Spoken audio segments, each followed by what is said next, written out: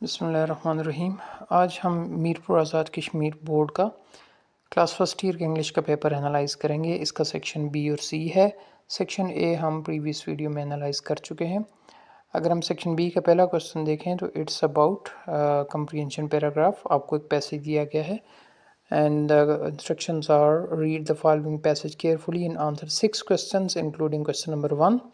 और जो question number 1 है वो क्या है? The question 1 is about summary writing and it is compulsory question. It has 6 marks और जो रेस्ट ऑफ द क्वेश्चन उनके 4 मार्क्स हैं। तो 5 क्वेश्चन जो आप आंसर करेंगे हर एक के 4 मार्क्स हैं और क्वेश्चन नंबर 1 के 6 मार्क्स हैं जो कि कंपलसरी है। उसके बाद आपने इसको रीड करना है। रीड कर एक दफ़ा रीड करें, 2 दफ़ा, 3 दफ़ा, ताकि जब तक आपको अच्छी तरह से अंडरस्टैंड नहीं कर पाते आप 2-3 दफ़ा इसको बेशक रीड करें। रीड करने के बाद इसको आप अपने वर्ड्स में, सिंपल वर्ड्स में लिखना है और इसको 1/3 कर देना है।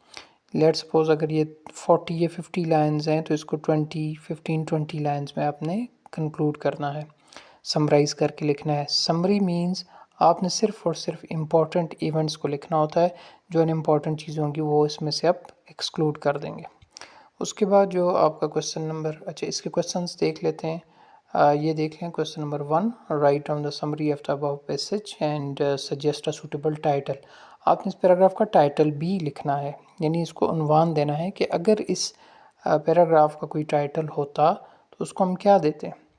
तो याद रखिए कि किसी भी सेंटेंस का, किसी भी पैराग्राफ का जो पहला सेंटेंस होता है, ठीक है, उसको हम टॉपिक सेंटेंस बोलते हैं और टॉपिक सेंटेंस ही आपको बता देता है कि ये पैराग्राफ किस बारे में है, इसका टॉपिक क्या होना चाहिए। लेकिन अगर आपको टॉपिक सेंटेंस या फर्स्ट सेंटेंस में टॉपिक नहीं मिलता, then go through it, complete paragraph पढ़ें, फिर आप इसको एनालाइज करें कि ये पैराग्राफ किस बारे में है, वही इसको टॉपिक दिया जाएगा। क्वेश्चन नंबर 1 समराइज हो गया और साथ उसका अपने टॉपिक लिखना है। Question 2, what was the main objective of the old system of education and existing government system according to the passage. जो पैसेज के अंदर इन क्वेश्चंस के आंसर मौजूद होते हैं, आपने उनको फाइंड आउट करना है। फाइंड आउट करने के बाद आपने उनको अपने वर्ड्स में लिखना है, कॉपी पेस्ट नहीं करना। अगर आप कॉपी पेस्ट करेंगे तो मार्क्स नहीं मिलेंगे आपको। उसके बाद इसमें इंस्ट्रक्शंस गिवन है कि ये पैराग्राफ कहाँ से आएगा। तो इस दफ़ा तो इन्होंने, बोर्ड ने इंस्ट्रक्शंस दे दी हैं कि आपकी जो चैप्टर हैं, responsibilities of youth, it's country for me, choice of career, the importance of family, the school versus education, drug abuse in the youth of Pakistan, the blanket, और ये वो और वेस्टलैंड, ये वो लेसन हैं जो आपकी बुक में शामिल है और इन्हीं में से ये टेक्स्ट, ये पैसेज लिया जाएगा। क्वेश्चन नंबर 3 है, read the following stanza carefully and answer the questions appended to it. हर क्वेश्चन के 2 मार्क्स हैं। ये 3 क्वेश्चंस के बने। तो इसके लिए ये इंस्ट्रक्शन ये हैं कि पहले आप क्वेश्चन पढ़ लिया करें, उसके बाद आप स्टैंजा को रीड करें और इसके आंसर्स आप स्टैंजा में से दे सकते हैं। लाइक फर्स्ट पूछ रहे what is the theme of the given lines. आपने जो थीम लिखना है वो इन लाइन्स के बारे में लिखना है कि इन लाइन्स में पोइट आपको क्या बता रहा है, उसका थीम क्या है, what is the hidden message या आइडिया, वो आप इसको रीड करके लिखेंगे। ठीक, इसी तरह सेकंड और थर्ड क्वेश्चन भी है। सेकंड क्वेश्चन है what does the poet believe are the good people in the world, write down the 2 rhyming words for each of the following words. आगे पोइटिक डिवाइस के बारे में पूछा गया, राइमिंग वर्ड्स के बारे में पूछा गया। ये 2 वर्ड्स गिवन है, इनसे मिलते जुलते अल्फाज आपने लिखने हैं। And we know that rhyming word is the same sound at the end of the word. अगर 2 वर्ड हैं उनकी लास्ट साउंड सेम है then they are rhymed, like dark, bark, shark. तो ये राइमिंग वर्ड्स हैं। शाइनिंग है तो I N G form, last में आईएनजी की इंग साउंड है, तो इंग साउंड वाले words like playing, jumping, read. और इसके साथ स्टेंजा के साथ जो ऑप्शन दिया गया आपको इस दफ़ा, अगर आप कंप्रीहेंशन स्टेंजा नहीं कर सकते तो फिर आप इसमें एक और क्वेश्चन है कि explain with reference to the context. Stanza given है जो आपकी पोइम्स में से दिया जाएगा, आपने स्टेंजा को रीड करने के बाद इसको एक्सप्लेन भी करना है, रेफरेंस और कॉन्टेक्स्ट भी लिखना है। एक्सप्लेनेशन मीन एग्जेजरेशन, आपने डिटेल में लिखना है, आपने हिडन आइडियाज़ को भी डिस्कस करना है।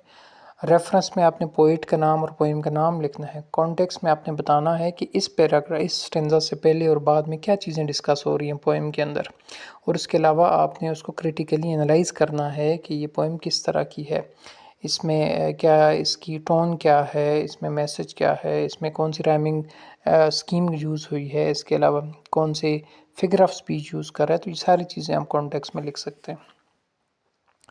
Next question is answer any three of the following questions from the play the progress। The play progress आपकी बुक में मौजूद है, उसमें से ये क्वेश्चंस लिए गए हैं। ये 5 क्वेश्चंस हैं, इनमें से आपने 3 को अटेम्प्ट करना है। ये एक्सरसाइज क्वेश्चन है, you can easily prepare them. उसके बाद आगे चलें सेक्शन सी की तरफ। तो सेक्शन सी में पहला क्वेश्चन है राइट योर रेज़्यूमे और for the post of manager advertised in the newspaper. या तो आप अपनी रेज़्यूमे, जिसको हम अपनी ज़बान में सीवी भी बोलते हैं, लेकिन सीवी थोड़ा डिटेल में होती है और रेज़्यूमे जो है वो टू द पॉइंट होती है। जिस जॉब के लिए अप्लाई करेंगे, सिर्फ उस जॉब से के लिए जो रिक्वायर्ड स्किल्स हैं, एजुकेशन है, एक्सपीरियंस है, सिर्फ आप वो अगर मेंशन करते हैं, such a document is called resume. तो रेज़्यूमे अगर आपको लिखना नहीं आता तो आपको ऑप्शन दिया गया write an application to principal for grant of need based scholarships. आपने एप्लीकेशन लिखनी है प्रिंसिपल के नाम। तो इस दफ़ा जो एप्लीकेशंस आएंगी वो यही होंगी, यानी आपने प्रिंसिपल के नाम कोई एप्लीकेशन लिखनी है, चाहे वो सर्टिफिकेट के लिए है, फ़ी कंसेशन के लिए है, छुट्टी के लिए है, स्कॉलरशिप के लिए है, बुक्स के लिए है, ट्रिप के लिए है। तो इस तरह की एप्लीकेशंस आएंगी। Question 5 is illustrate the correct use of phrasal verbs. अपने फ्रेजल वर्ब को यूज़ करना है इन 6 ऑफ द फॉलोइंग सेंटेंसेस। आपको 8 सेंटेंसेस दिए गए हैं, आपने उनमें से 6 में फ्रेजल वर्ब्स को यूज़ करना है। And we know that phrasal verbs क्या होते हैं, ये ऐसे वर्ब हैं जिनके जो लिटरल मीनिंग है वो डिफरेंट हैं, और बेसिकली इनका जो हिडन मीनिंग है वो टोटली डिफरेंट है। लाइक फर्स्ट हम सेंटेंस देखते हैं, to adjust to your low income you will have to dash your expense. अब 2 फ्रेजल वर्ब दिए गए हैं, कट डाउन और कट अप। तो कट डाउन का जो मतलब है वो है टू रिड्यूस, और कट अप का मतलब है टू कट इनटू पीसेस। तो इसलिए आपने इनको रीड करना होगा, अंडरस्टैंड करना है, याद करना है, तब जाके इनको फिलअप कर सकेंगे। आप 200 या 300 pair of sorry phrasal verbs given हैं, आपको इंटरनेट पे मिल जाएंगे, मैं भी शेयर कर दूंगा। उनको आप अच्छी तरह से प्रिपेयर कर लें तो आप ये क्वेश्चन अटैम्प्ट कर सकते हैं। Use the correct form of given verbs in the parenthesis. आपको फॉर्म ऑफ वर्ब दी हुई है, ये तब आप कर सकेंगे जब आपको टेंसेस आते होंगे। Like Ayesha watch television every night. तो we are telling about Ayesha कि वो हर रोज़ टीवी देखती है। तो ये उसका स्केजुअल है, ये रूटीन है। तो स्केजुअल और रूटीन को हम प्रेजेंट इंडेफिनिट टेंस में यूज़ करते हैं या मेंशन करते हैं। तो यहाँ आयशा के लिए हम वॉच के साथ ईएस का वर्ड ऐड करेंगे, ईएस। तो होगा Ayesha watches television every night. इसी तरह बाकी सेंटेंसेस को आप अटेम्प्ट करेंगे। अगर आपको टेंसेस आते हैं तो अपने टेंसेस को अच्छी तरह से सीख लेना है। क्वेश्चन इसका सी पार्ट है पंक्चुएट द फॉलोइंग पैराग्राफ। ये टेक्स्ट बुक में से लिए गया है पैराग्राफ। आपने इसमें देखना है कि कहाँ कैपिटल लेटर आएगा, कहाँ फुल स्टॉप आएगा, कहाँ कॉमा आएगा, कहाँ डबल कोटेशन होगी, साइन ऑफ एक्सक्लेमेशन कहाँ पे होगा। तो वो चीज़ें आपने सीखनी है और तब आप इसको अटैम्प्ट कर सकेंगे। Question number 6, write a letter to your father and ask him to increase your monthly allowance. आपने फादर को लेटर लिखना है और रिक्वेस्ट करनी है कि जो मंथली आपको पैसे भेज रहे हैं उसमें थोड़ा इजाफा करें, आपके एक्सपेंसेस ज़्यादा हो गए। और इसमें इंस्ट्रक्शंस गिवन है कि letters to friends and family. कोई भी लेटर आ सकता है जो फ्रेंड्स और फैमिली से रिलेटेड हो, तो इसको हम इनफॉर्मल लेटर कहते हैं। फॉर्मल लेटर इस दफ़ा आपके पेपर में इंक्लूड नहीं है।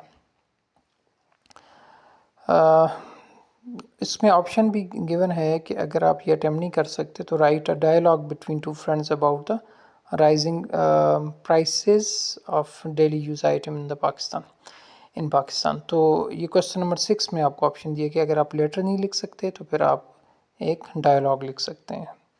लास्ट क्वेश्चन है translate the following passage into Urdu. 10 number का है और ये आपकी टेक्स्ट बुक में से लिया जाएगा और इस पैराग्राफ को आपने इंग्लिश से उर्दू में ट्रांसलेट करना है। अगर आप ये नहीं कर सकते तो आप एक पैराग्राफ भी लिख सकते हैं। पैराग्राफ के लिए कोई भी टॉपिक आपको दिया जा सकता है।